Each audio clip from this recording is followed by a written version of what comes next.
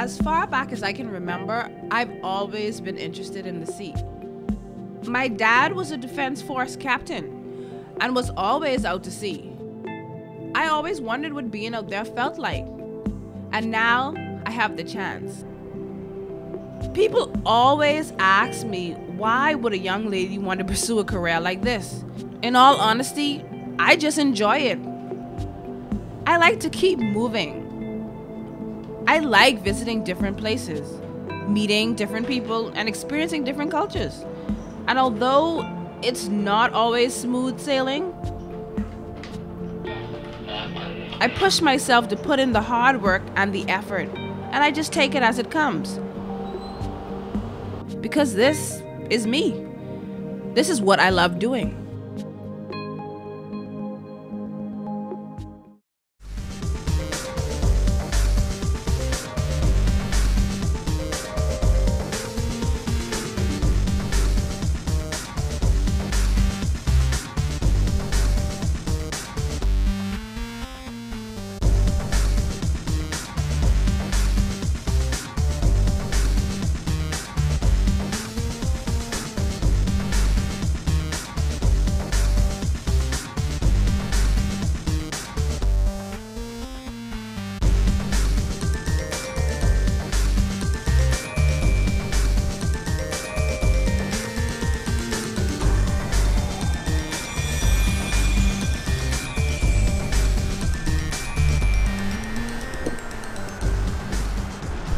Pankaj, come in. Pankaj, I need you to take 4 peaks sounding. I'm coming to relieve you at gangway. This is Jade Evans, third officer on board the CS Caprice, a 500-foot, 30,000-plus deadweight bulk carrier. Today, they are docked on the Mississippi River in New Orleans, Louisiana, preparing to load coal for transport to Altamira, Mexico. And write it down number 1 DB, port side. As Jade carries out her duties of preparing for the loading of cargo, one interesting observation might stand out. She's the only female aboard this ship. Being the only female on board can be a bit of a challenge, but once the men have gotten adjusted to working with a female on board, it's pretty much smooth sailing from there. They treat me with respect, and it's been a good experience overall. Not only is Jade the sole female on board, she's the only Bahamian. But with the efforts of Campbell Shipping, that will soon change.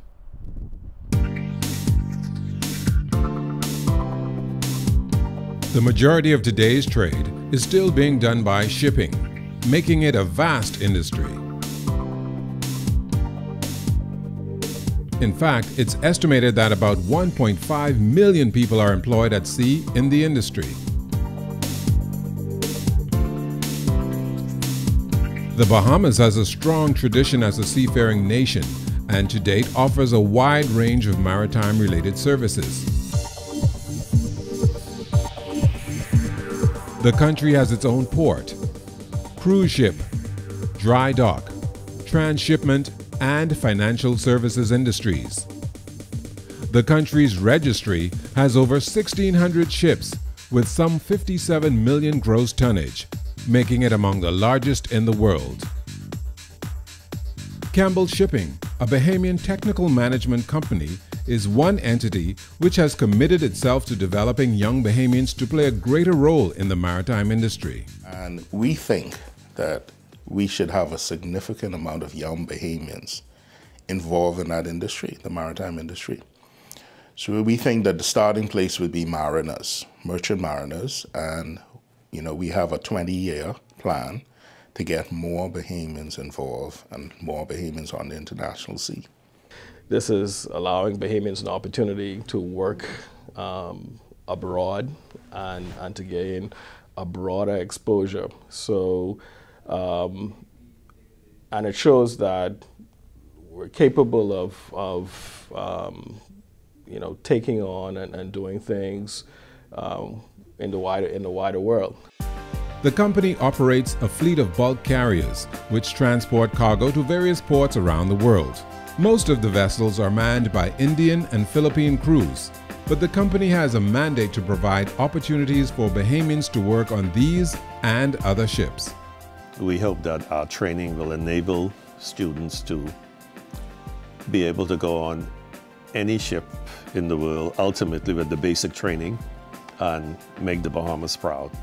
And also it's an income stream for the Bahamas, which we have untapped so far.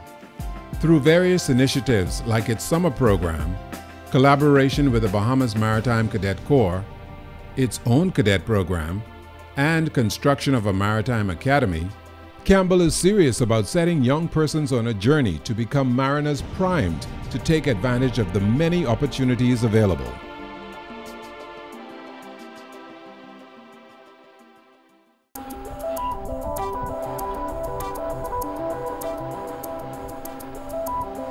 The port of South Louisiana is located along the Mississippi River and is one of the busiest ports in the U.S.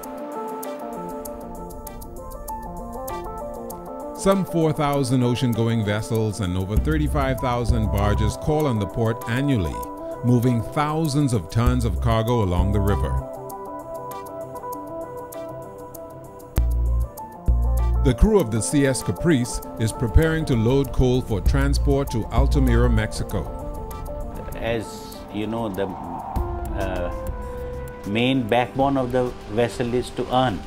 So we had there to load the cargo. As per charter's instruction, we had berth at the IMT terminal, where we loaded about 22,000 metric ton of coal to export from New Orleans for Altamira, Mexico. The estimated 22,000 metric tons of coal will be loaded into these 5 large cargo holds and will take some 24 hours to complete. The route that the CS Caprice will take will be south along the Mississippi River, into the Gulf of Mexico, and on to Altamira. Loading and unloading cargo on these huge bulk carriers are usually the busiest and most stressful times for the crew. But like a well-oiled machine, every crew member knows exactly what his duties are and carries them out with precision and diligence. Normally there is a ship source safety checklist which I have to discuss with the foreman, how much is the rate, what is your rate, hourly rate, and which hold, the sequence. I have to give him the loading sequence, which he has to strictly follow the loading sequence. The loading process is mechanized, making it very efficient. The coal travels via high-speed conveyor belt to a mobile crane, which is remotely controlled by an operator. As he loads the coal, he checks the level to make sure that cargo is evenly distributed. While in port and during the loading process, Jade's duties as third officer are specific. The third officer has watch from 6 in the morning till noon and from 6 p.m. to midnight. And you basically monitor the loading or the discharging, and at the same time you keep the vessel upright. After you take the file. To ensure the stability of the ship, under the watchful eye of the chief officer, she has to carefully monitor the balance of water in the tanks with the amount of coal that's being loaded. When we came into port, all of our tanks were filled with water because we had no cargo. And so as we started to load, we had to pump out the water and we had to load the cargo. So as the cargo is being loaded, I'm monitoring the vessel stability in terms of whether the ship is kept upright at all times. During the loading of cargo and ballasting, there are a number of things going on simultaneously. Provisions and supplies are brought on board. Fuel is being bunkered. Soundings are taken and the gangway must be manned at all times.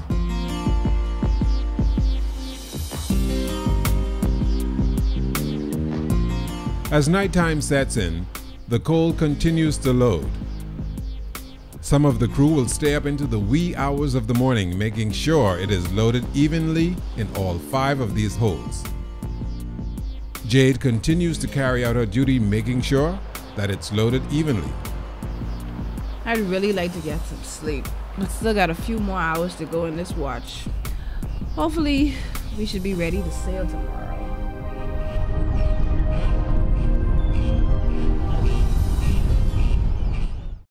Summer break is a time when parents and kids are looking for interesting things to do. For many, the Maritime Summer Camp provides the answer. It is a 3-week summer camp for 7th through 9th graders sponsored by Campbell Shipping in conjunction with the College of the Bahamas. It's just really sensitizing the youngsters on what is necessary, what they need to be accomplishing in school, and what's actually involved if they are to pursue a career at sea. We have students that come into the program wanting to be chefs, nurse, doctors, and we say you can do this on the ship. And it's like, click, it's a difference. For many of the parents, at first the camp was just a place to keep students occupied for a while. But they soon found out that it's so much more. He wants to be a pilot. And so that was one of the careers that was listed in this industry. And so I decided to enroll him. I wish it was there for my time. I tell you that because it's real good. Really encouraging to see something further. You know, just go beyond what's just basically here. In this field right now and on the family islands, a lot of students are interested in boats, but it's normally just for fishing. But they don't know how far it can go. And, you know, this program right here is to open up their minds to a lot of different possibilities out there to do. A part of the camp's program is practical training, which is often accomplished through field trips. Today, campers in Abaco will be taking one of these trips in the form of a ferry boat ride to nearby Hopetown. Today's lesson, the rules of the road as it pertains to boats. I need you to know the tide, where the tide was when we left the dock. We also want you to know when we get in the harbor, we'll be looking at the wind direction.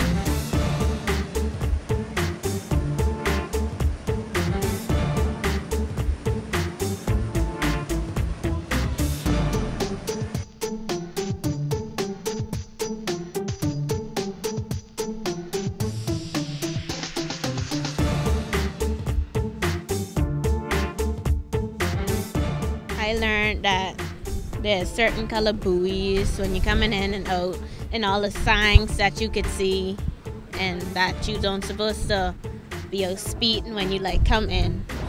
The sailboat or motor vessel, this ferry or sailboat has the right of way. Who has the right of way? If we meet a sailboat out there today.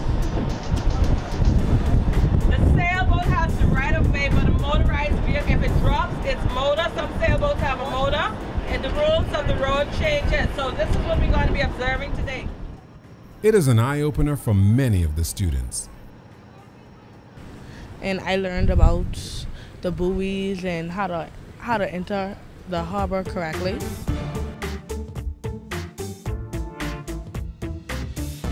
All of your reflective strips are there, your whistles are there, your lights, all of that are there. That's called proper donning. Kiran Woods is a young seafarer who has served 2 contracts with Campbell Shipping. He says he can identify with the campers and feels it is important to help expose them to possibilities in the industry. I feel really good to, come back from sea and share my experiences with the young ones because, I remember being in their shoes a few years back. The maritime industry is responsible for the movement of 90% of the goods on the planet. In New Providence, the majority of these goods come through the Nassau container port. Today, campers in Nassau are getting an up-close look at port operations as they tour the 56-acre facility. They soon learn about the different types of cargo processed at the port, see ships unloading, and find out about the many procedures and regulations. Cranes are offloading and unloading those containers. They are to check every container that comes off or goes onto that boat. The second part of the tour takes the group to the 15-acre Gladstone Road Freight Terminal, which contains over 100,000 square feet of warehouse space. There, companies process, collect, and distribute imported goods. The site also contains custom services for processing entries.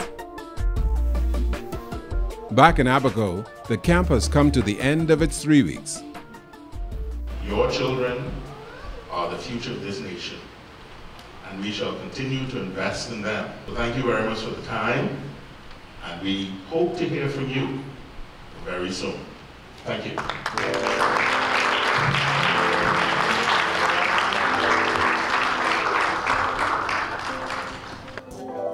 In Nassau, the camp too has come to an end. Students proudly receive their awards and certificates after the 3 weeks of work. It's a special day because the camp is celebrating its 5th year and the program is continuing to grow. 5 years in Nassau, 3 years in Freeport, 2 years in Abaco, and hopefully we'd like to expand in Eleuthera, Exuma, Long Island, and I think Andros.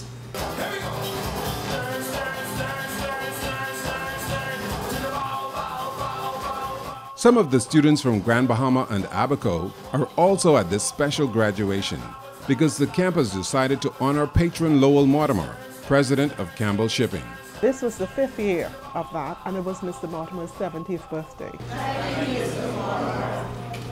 So we just figured what better way to show him our appreciation and our gratitude than to have an event honoring him. We now have the honor of presenting this postcard to Mr. Mortimer on behalf of the campus and Freeport Maritime Summer Camp.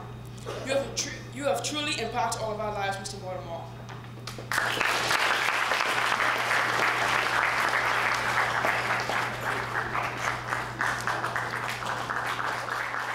I'd like to thank you with this small token of appreciation from all the staff and students from Bahamas Maritime Summer Camp.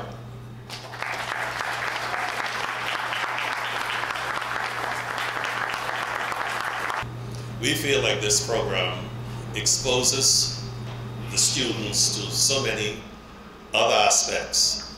It, of course, gets them to see what happens in the maritime world, and whether the students choose something in the maritime world or not, that's not important.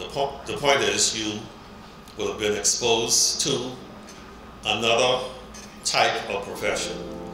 These graduates now have a better understanding of this important industry, which offers a promising future. If you want a fun experience that is different from all the others, like basketball and such, you should join Maritime.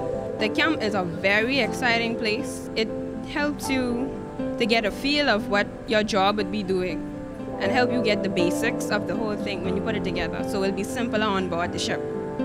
The camp was basically a head start for everybody every Bahamian who would have wanted to be in the maritime field.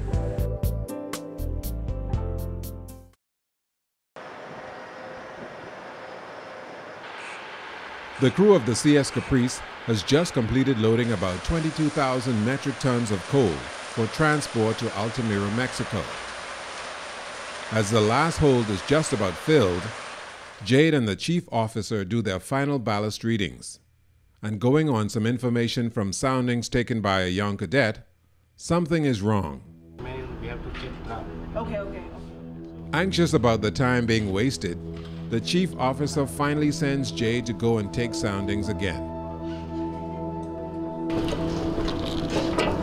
This paste, it'll change color if there's water, if water touches it, you see? Shouldn't be much water in there. Shouldn't be any.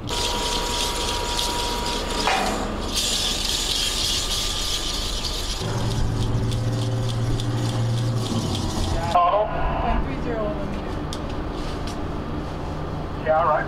How you people say they are nil? You know what is nil? Nil means nothing. So if anything on here, then that's something. If anything up here, that's definitely something. So the fact that you're saying nil is a big problem. Reason now all the calculations all wrong. And we have to leave port. And so the numbers is coming wrong. So that's why he's upset.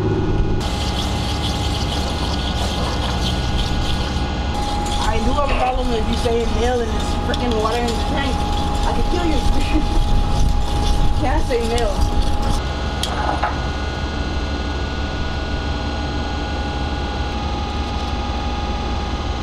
Enter in 14, 15 centimeters.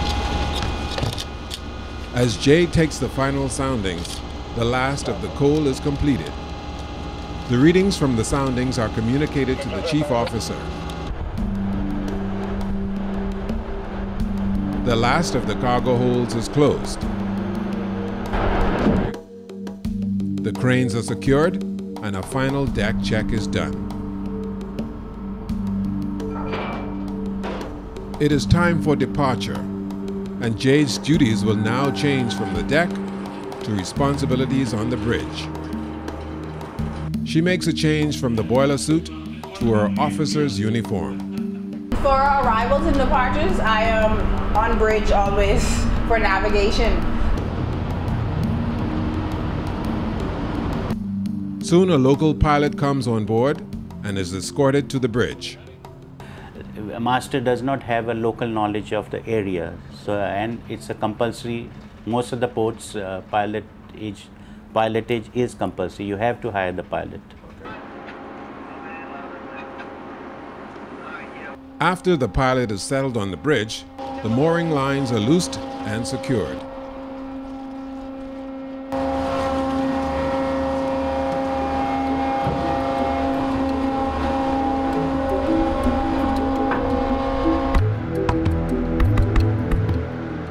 On the pilot's instructions, tugboats come alongside and assist this massive ship away from the dock. One of the tugs is positioned at the stern to push the massive ship, while the other is near the bow, pulling the Caprice from the pier.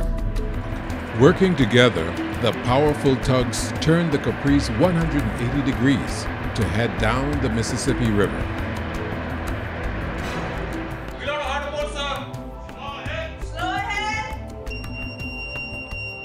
So what happens usually is the master and the pilot are on the bridge wing and they're calling out the orders, and I'm inside at the engine controls and the AB is at the helm. And so as he calls out the orders, whatever order he asks for example, slow ahead, half ahead, slow astern, I match the order on the telegraph. Engine slow ahead, point 2 ahead. Point 2 ahead. And the AB gives the order for the rudder indicator, whether to turn to port or turn to starboard. So we're following the orders of the master based on the pilot's advice.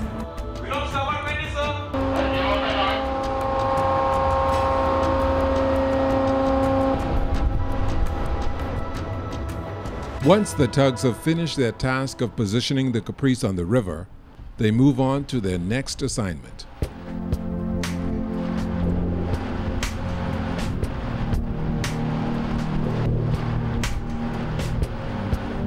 Finally, under its own power, the Caprice is on its way.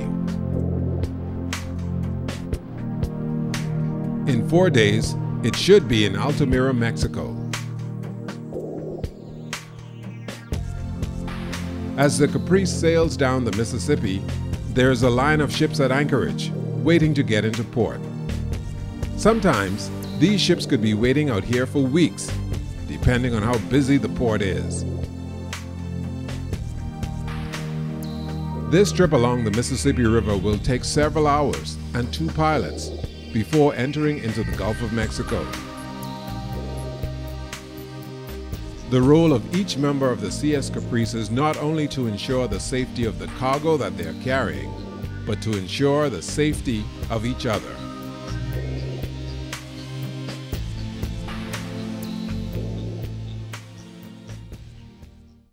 The Maritime Summer Camp begins the journey for many future mariners.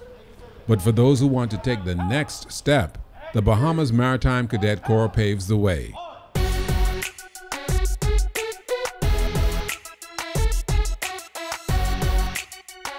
The main purpose of the program is to give students a better understanding of what is involved in the industry and to prepare them for jobs locally and internationally.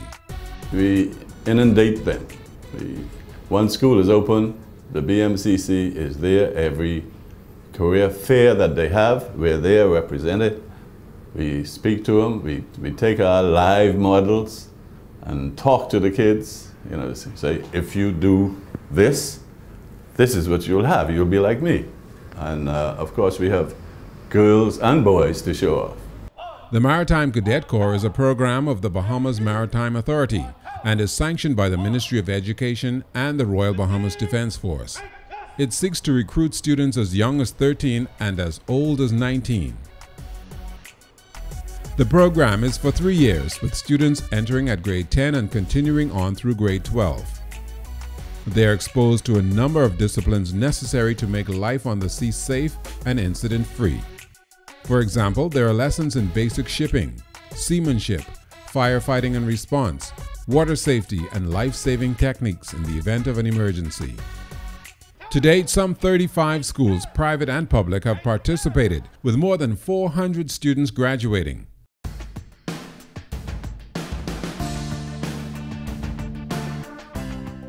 Although the maritime industry is predominantly a male-oriented field, women should not be put off from entering.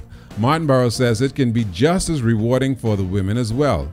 He noted that there are no concerns, safety or otherwise, except in cases where life on board a ship doesn't quite match a lady's expectations.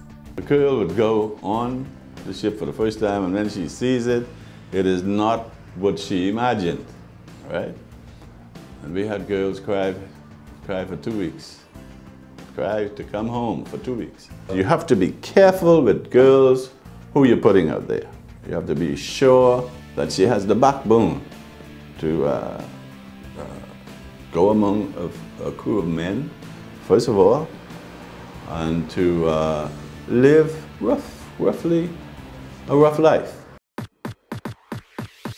This young man represents just how successful and rewarding the maritime industry can be. He too was a student that went through the summer camp and the Bahamas Maritime Cadet Corps. Now a lecturer in both programs, Kivalo Smith is doing what he loves.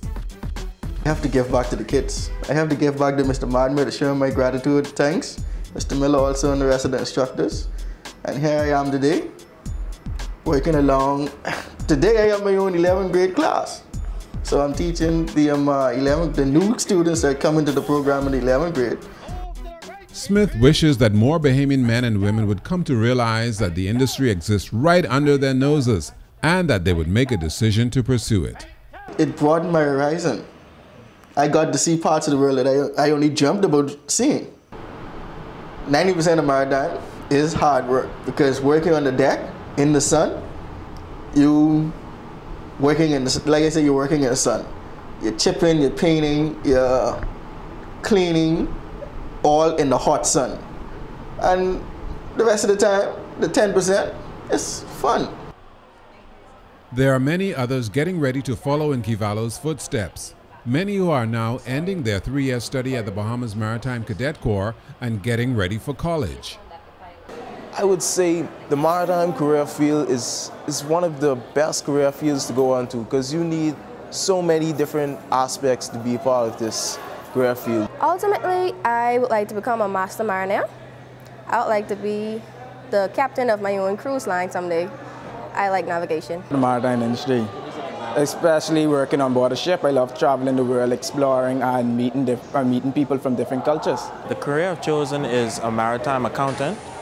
Well, my father was one, and I'm just following in the family business, really. Yeah, he told me, it requires a lot of discipline and hard work, to make sure every foot of the boat with all the goods, make sure all are accounted for.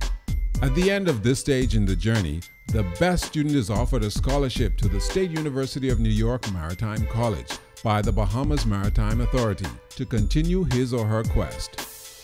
Other students also receive awards from the Bahamas Ship Owners Association to technical schools like Holland College, and in the very near future will include the Lowell J. Mortimer Academy. These incentives ensure that the journey will continue for this next generation of seafarers. The bulk carrier CS Caprice is in the Gulf of Mexico, on a course to Altamira, Mexico to deliver 22,000 tons of coal. We have to make a passage plan, and passage plan is always from berth to berth. That means the berth which we left in New Orleans till the berth where we are going to, vessel is going to berth in Altamira. The crew carries out their daily tasks. The deck is washed down to clean away any sediments left from the coal that occurred during loading. Oil that was brought on board as stores in New Orleans is pumped from barrels to empty ones in storage in the bow of the ship. Daily maintenance of the ship is crucial, especially when out to sea. Various tasks like these are assigned by the chief officer. Normally during the voyage, loaded voyage or ballast voyage, is my duty after watch. I have to go, and morning time I have to allot the job to the bosun for the maintenance of the ship, like greasing, cleaning or chipping, painting. This is to keep the ship updated. So every day morning I allot the work, and after allotting the work I go inspect myself on deck. The heart of any ship, the Caprice included, is the engine room, or the ER as it is commonly referred to. Located near the stern and consisting of several floors, the engine room is probably the noisiest section of the ship. It contains the main engine, generator engines, and other essential machinery necessary for the moving and maneuvering of the ship, supplying of electricity, air conditioning and sewage treatment, and the making of drinking water. On the first level of the engine room is a control room, equipped with computer screens, buttons, switches, and gauges, which allow engineers to monitor, start, or stop any engine with just a push of a button. This is the monitoring panel, which gives all the alarms and other parameters of all the machinery needed at this side. And this side is the auxiliary engine control, as well as changeover of pumps, control. Daily monitoring and work in these areas are essential. All the various ranked engineers, including junior engineers, are assigned their daily tasks.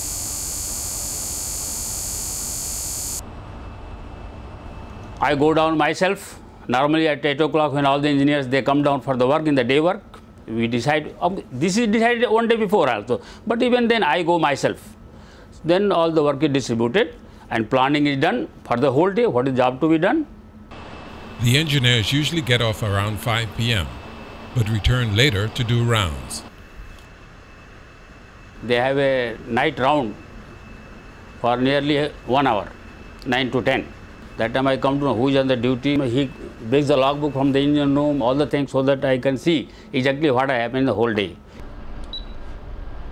Meanwhile, up on the bridge, Third Officer Jade is doing her shift of navigational watch. Just basically keeping a proper lookout, most important thing. Keeping track of the vessel, which is very important, using the chart to keep track of the vessel's progress along the route, so that we get from point A to point B safely. New Orleans was the port that we loaded at, New Orleans, Louisiana, and in the United States. And so we came down the river, and now we're heading to Mexico, Port Altamira in Mexico. So right now I have one straight track course to get here. While on our watch, Jade encounters some light traffic. She observes 2 vessels on radar which will intersect her present course. Both of them are going to cross from my starboard side to my port side. So according to the rules of the road, they have the right of way because they're on my starboard side. So I have to keep out of their way. I have to turn to starboard to pass the stern of them. If the CPA is 0, meaning that CPA is the closest point of approach, meaning that if the CPA is 0, then there will be a collision. So because right now his CPA is 3 cables or 0.3 of a mile, which is 2 less.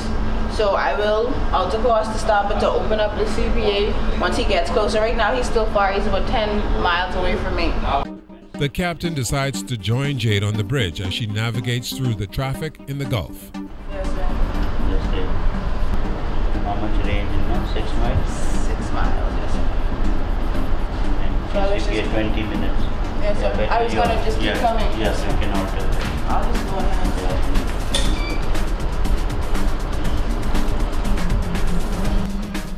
With the captain's advice, she alters course to safely avoid the ships.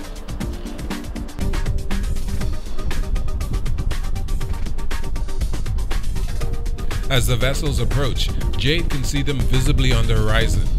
She also becomes aware of an oil rig in the vicinity. The rig isn't moving. I just got to keep at least 2 miles on it because here I'm underwater diving operations.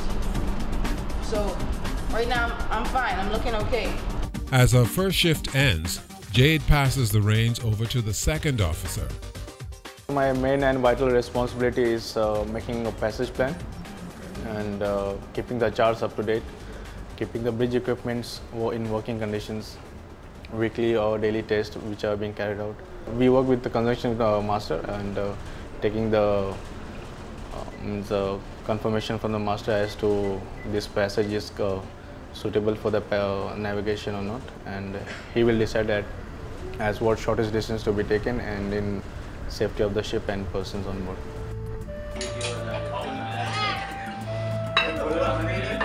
After getting some lunch and relieved from completing a shift, Jade heads to her room to get a few hours sleep before her next shift begins.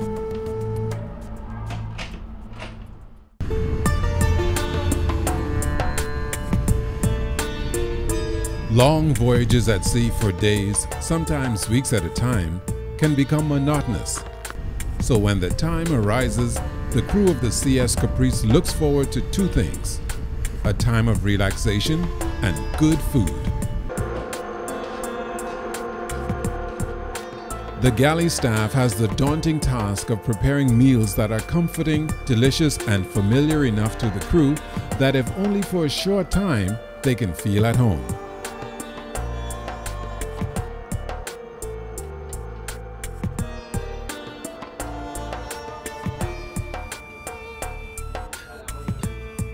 The type of food prepared on ships varies, depending on the chef and the crew that's on board. And since the crew of the Caprice is mainly Indian, then Indian food it is. But how does a crew exception like Jade, who's Bahamian, manage when it comes to meals? The food is not so bad. The food is really good.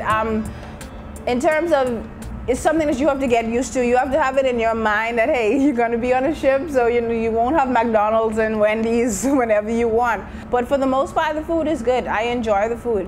One day of the week, the chef prepares a special dish that the crew looks forward to with great anticipation. That dish on the Caprice is biryani, a rice dish made with spices and chicken. Other meats or vegetables can be used as well.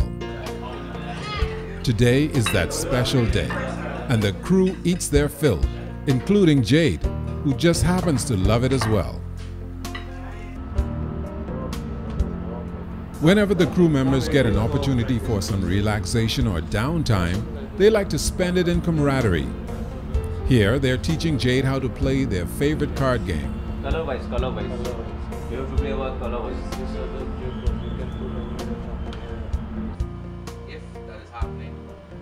This is Kareem Hanna, Assistant IT Manager at Campbell Shipping. He is on the voyage to do an update and maintenance of the ship's computer system, which is critical because some essential onboard operations are computerized. What I'm doing on board is I'm checking the antivirus on board the vessel because there have been complaints from the captain that they have some viruses on board the vessel. What tends to happen is persons who have their personal computers, download movies, and sometimes they take their work flash drive and plug it into their personal computer, hence transferring viruses over. So what I'm going to do is I'm going to update our Globe antivirus and go to all the ship's PCs, wipe the virus off of all the vessel's PCs, as well as try and clean up all of the personal drives that the persons have on board the vessel so that this can be a clean ship. With the shipping industry's information technology expanding and changing rapidly, Kareem notes that opportunities for IT specialists are numerous.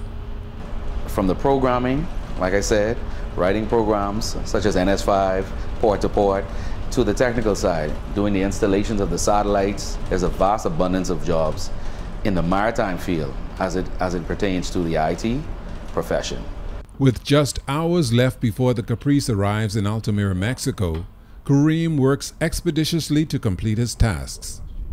Meanwhile, Jade and the crew prepare for their arrival.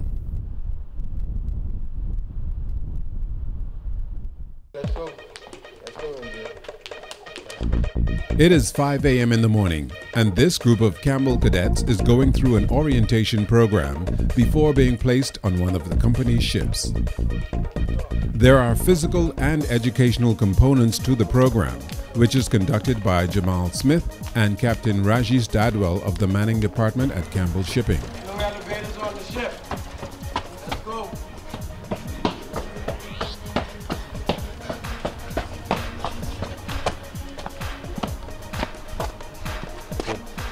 You can't sit down. Stand up. Sorry. Yes. You're getting too comfortable? Sorry. Yes. Okay.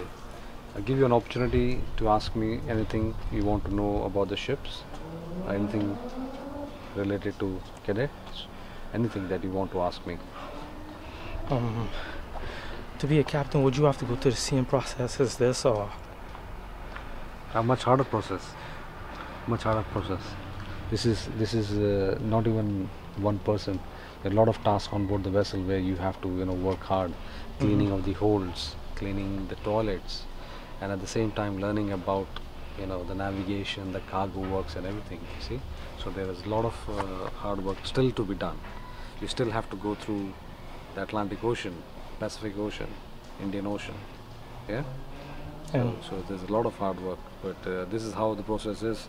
From cadet you become a third officer, from third officer you become a second officer, and from a second officer you become chief officer, and from the chief officer then you become a captain. Okay? So the whole process may take 8 to 12 years.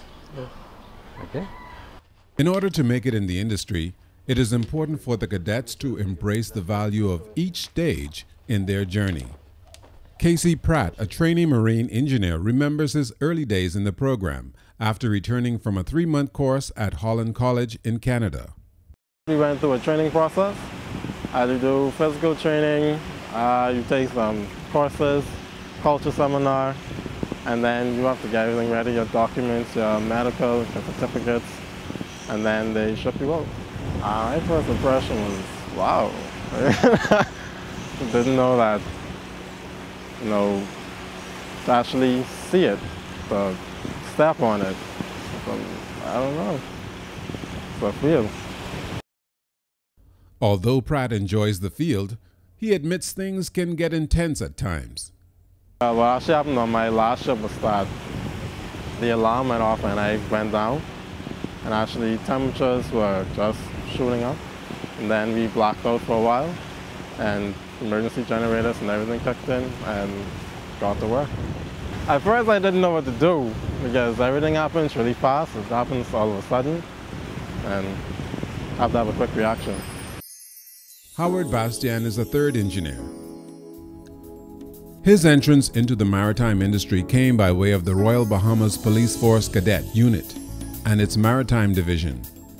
His first job on the sea was with Bahamas Fast Ferries. I worked on the Bohingi, servicing, regular startup and stoppage, refueling.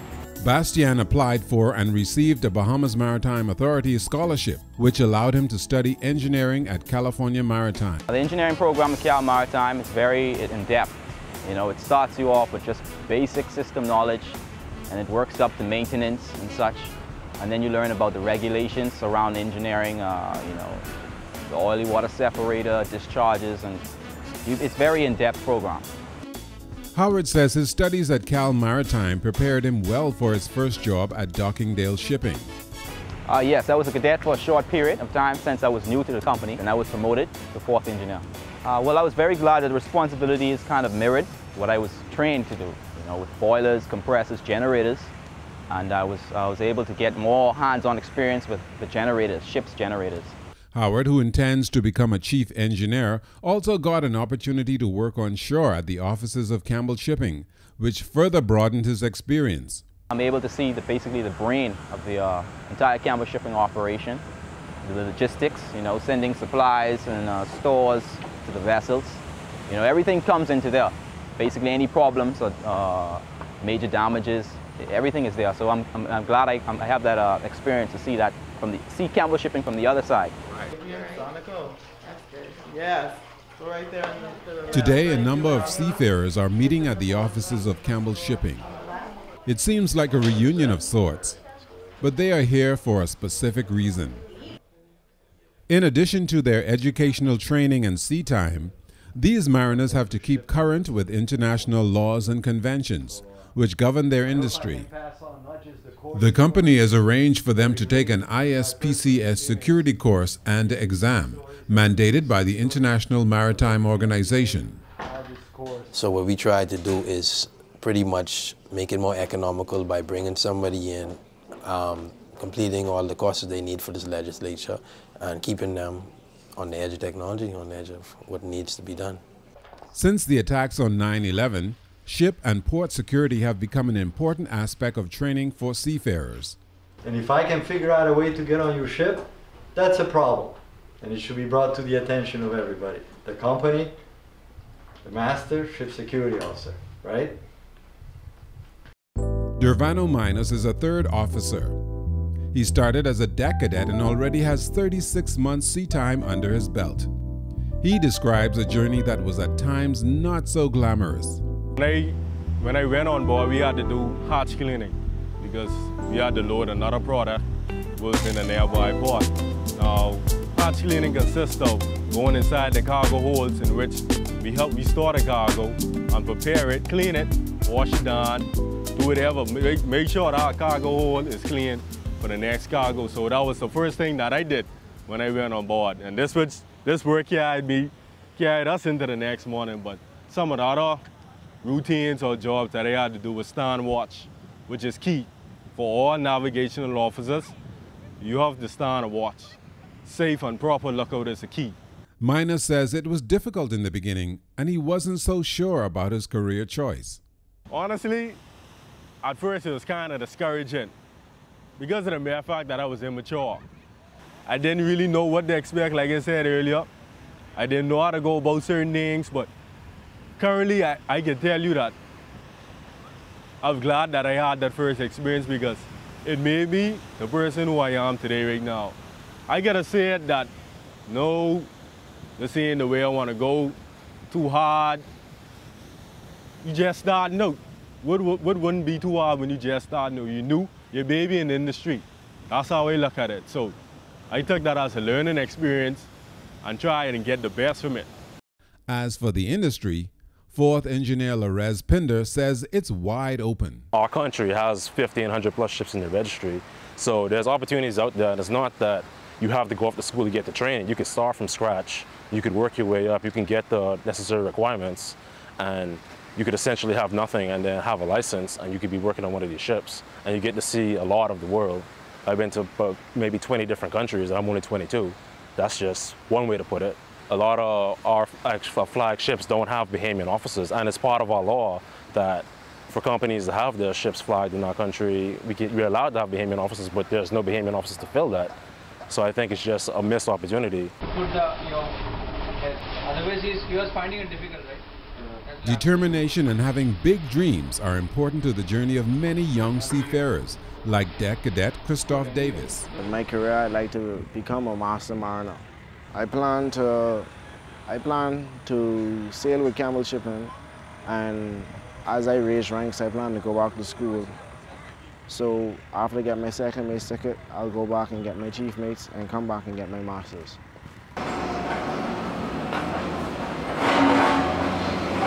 Third Officer Ikasha Smith was determined to stay in the game even when she was faced with cleanup duty during her early days on a training ship while at SUNY Maritime. First thing in the morning, 6 o'clock, we had to wake up, we sweep, mop, we clean our area every day, from forward to aft, every day we clean, because it was like 700 people on the ship, so cleanliness was the main priority, make sure people don't get sick, you know. Males far outnumber the females in the industry, and Ikasha experienced this even while in school, but she remained resolute. You know, sometimes you're in class, you're the only female, but you can't think like that, you know. You just go there, do your job, and then you still have to hold your ground because some still think you're a female, you really shouldn't be there. But once you show that you know how to do the same thing as them, you can work just as hard, and you can make it. Her first tour was in Asia, which she says had its own challenges. Once you could navigate in Asia, you can navigate anywhere because there's so many fishing boats and you have to be, you have to look at every little detail. So even though you learn in school, that's when it really comes to practice. And sometimes the things that you learn in school, it's not the same out to sea because everybody won't follow the rules of the road. So you have to use your own judgment. There are several examples of women like Third Officers Ikasha Smith and Jade Evans who are making it in the industry, which is primarily dominated by men. Christy Charlton is set to become one of the first Bahamian female second officers in the Campbell fleet. Short term, I would just presently like to get promoted and then sit my exams for chief mate. But in the long-term goal, I want to become a captain. I like sailing, so I don't expect to transition to the shore side anytime soon, but I'd like to be a captain, and after I retire, I'd probably work as a shoreside supervisor or inspector or something. Campbell Shipping strives for excellence and safety in all of its operations and demands high standards from its employees. The company has developed a code of ethics and business conduct document which governs the way the company does business. It addresses issues like integrity, fairness, legality, accuracy, accountability, among others. The seafarers here today are being encouraged by staff to report incidents or behavior which is contrary to company policy without fear of victimization. Because we do know that people are afraid. We want to really get to the bottom of that and make sure that you know that we are supporting you, and doing the right thing at the right time all the time is what we're all about. When you work on a ship, you're going to encounter many different situations, and not everyone is necessarily trained in ethics to make a decision based on what you feel is right. And so I feel it's good that the company is providing that base for you to say, okay, this is what you should do, this is what you shouldn't do. Always we do training here. Is there something further that we needed to deal with? Or is it something that you didn't remember, or are you expecting something different? This is what I'm trying to get at. I can say for my first time, I didn't know it was my first ship, so I just feel like with different thoughts and emotions, I didn't know what to expect. I mean, as in you guys did your job, training me in the office. Once you had your problem, you contacted, you went through the proper channels that you were told to go through, right, your training, and everything was resolved. Pretty much. We are here to support the seafarers, and we do want to know what's going on the ships. And so we need to train them, and they need to know that, okay, if something is not going as it should, you need to come forward. Campbell has disseminated its code of ethics document company-wide through videos, presentations, and booklets, and mandates that all employees from executives to seafarers sign the document.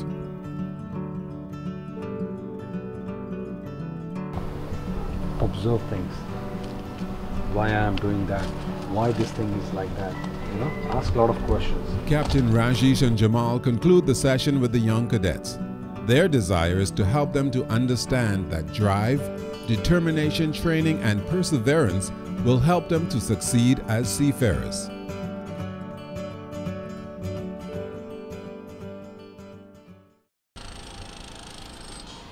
Construction on the LJM Academy started in mid-2013 and has progressed well, with careful attention being paid to the unique needs of the institution.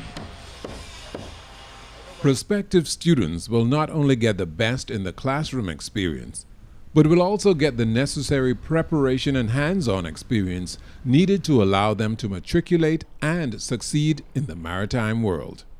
Captain Rajesh believes the Academy will bring immeasurable training opportunities here.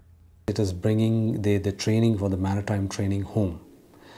Because usually the maritime training is only available in countries, typically in Europe and Americas and in Asia, but it is like bringing the maritime training in the Bahamas itself. Dr. Claire, who will serve as the president of LJM Academy, feels that the maritime industry in the Bahamas is poised for takeoff with the introduction of the Academy. We can do so much in this area because we're an archipelago.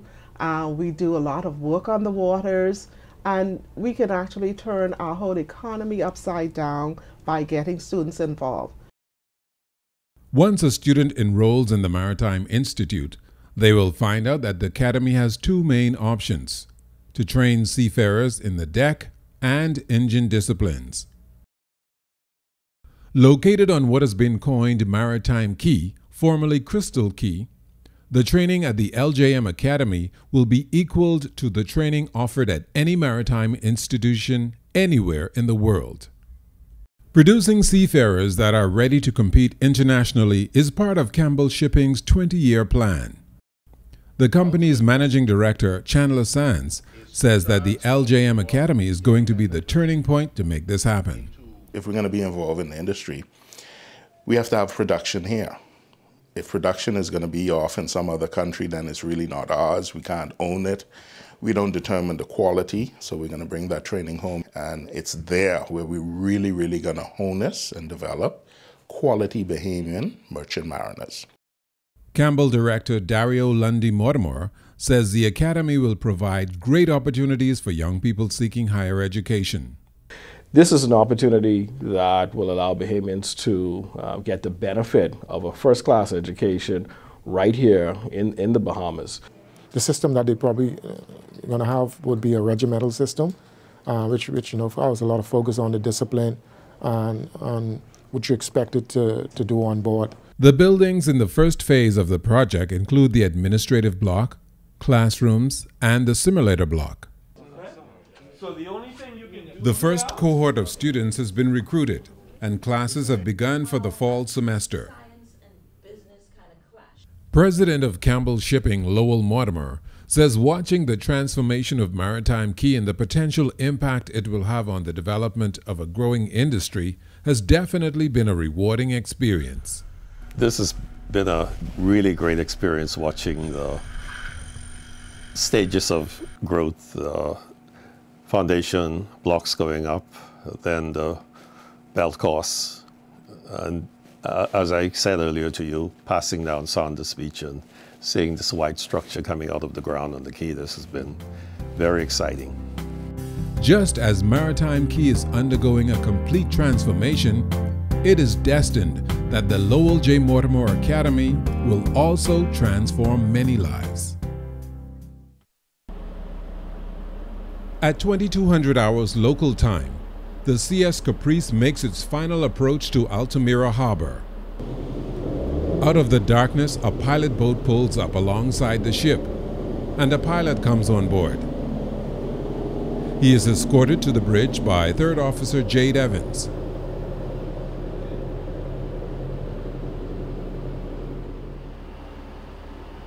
As the pilot directs the ship in, two tugboats come alongside to guide the Caprice to the dock.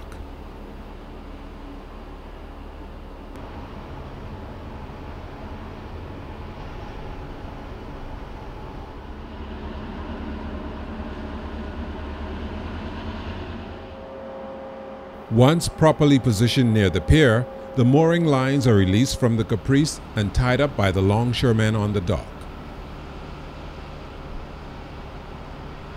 At midnight, the discharging process begins under cover of a thick fog. The work is being done by two massive cranes on the dock, with a fleet of trucks carting the coal away. This process will last well into the morning.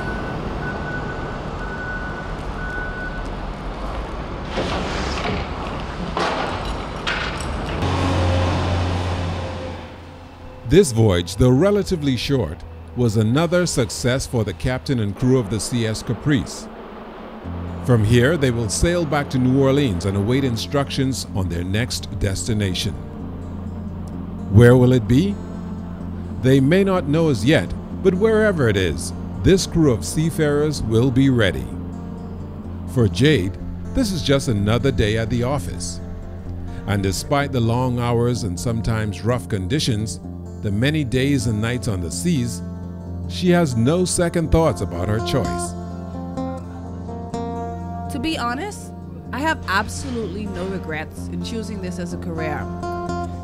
Like my dad always tell me, put God first and the sky is the limit. So even though it's been difficult being away from home and away from my family and friends, I try to focus on what I want to accomplish in this life. And that is to be a master mariner or a captain one day. That is my dream and my goal.